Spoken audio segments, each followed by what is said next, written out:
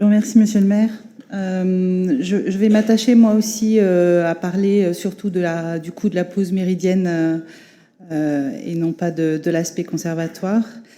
Je ne sais pas si Géraldine Amouroux l'a dit, la tarification précédente en matière de pause méridienne était quand même déjà basée sur le revenu et sur la composition des familles. Si.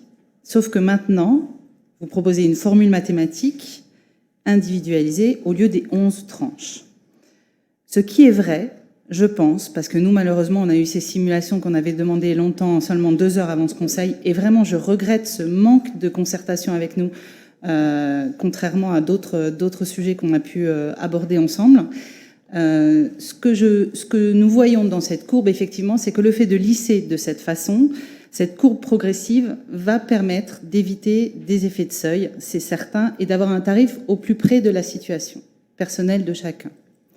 Une fois qu'on a dit ça et qu'on examine votre courbe, en revanche, ce qui ne va pas, c'est que vous avez, dans le même temps, et ça ne marche pas à tous les coups, changé la formule de calcul et augmenté le seuil, le tarif maximum de 4,41 à 6,50. Et le fait que vous fassiez ça en même temps, ça rend ce processus pas forcément équitable pour tout le monde.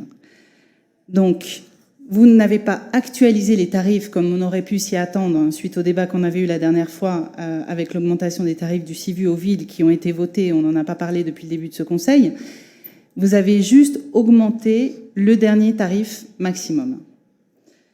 En faisant ça, sur les exemples que vous donnez, alors je prends Naïma et Nicolas, c'est parlant avec vos métiers, vos prénoms, c'est très bien. Vos exemples, l'air de rien, sont très très bien ciblés, très bien choisis.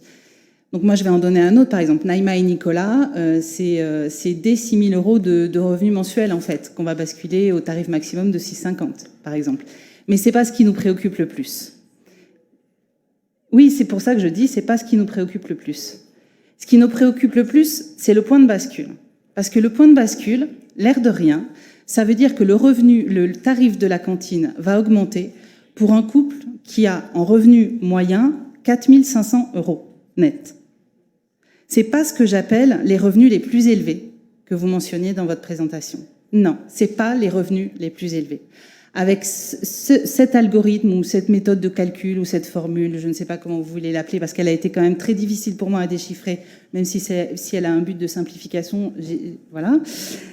Pour moi, avec cette grille telle que vous la proposez, les familles les plus modestes ne vont pas payer moins cher, et ce ne sont pas les familles les plus aisées qui vont seules payer plus cher. C'est la classe moyenne active qui va aussi voir son tarif de cantine augmenter. Et ça nous pose problème. Parce que vous avez beaucoup parlé, monsieur le maire, de la ville solidaire, sociale, etc. Une ville solidaire, elle ne doit pas oublier les classes moyennes actives. Et avec ce graphe tel qu'on le voit aujourd'hui, on n'est pas du tout certain que ça ne va pas mettre des familles en difficulté dans cette zone grise de la classe moyenne active qui n'a jamais d'aide, qui n'a jamais de réduction et qui a sans cesse des augmentations. La deuxième raison pour laquelle nous voterons contre cette réforme tarifaire, c'est que nous ne souhaitons pas donner par délégation à monsieur le maire la possibilité de réviser annuellement ces tarifs. C'est un sujet trop important.